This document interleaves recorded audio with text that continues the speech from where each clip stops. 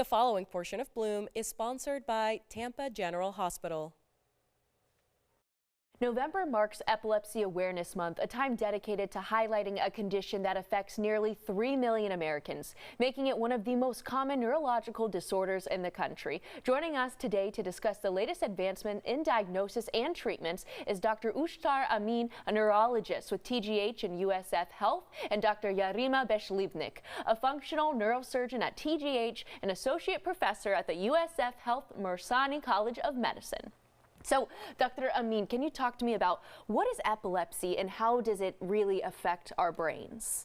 Epilepsy is a chronic neurological condition that causes recurrent seizures due to excessive electrical activity in the brain.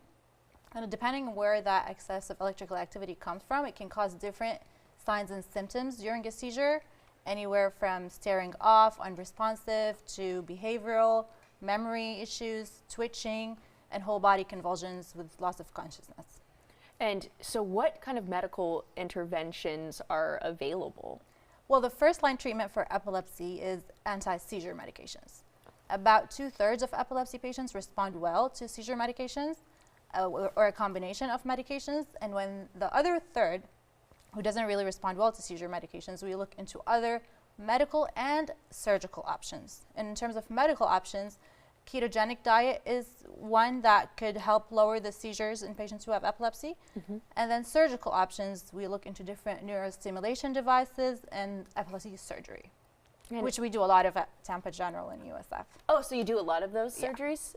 We do. Oh, wow. Okay. And so, Doc, what happens when medical interventions aren't really appropriate for a particular patient with epilepsy? Sure. So as Dr. Amin said, roughly 1/3 of patients with epilepsy are not going to respond to medications or a combination thereof.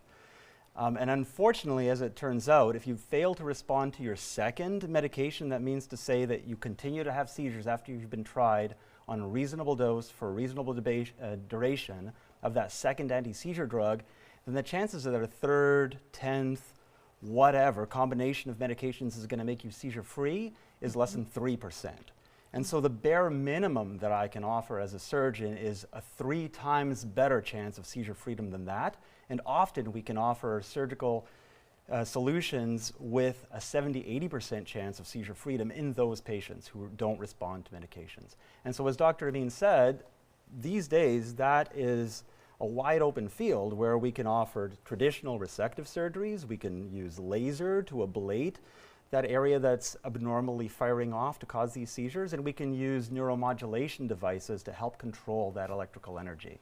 Wow. And so, I mean, obviously you all are experts on this topic, so can you also tell us what kind of research is being done around epilepsy, especially as we're in November, which is the awareness month for it?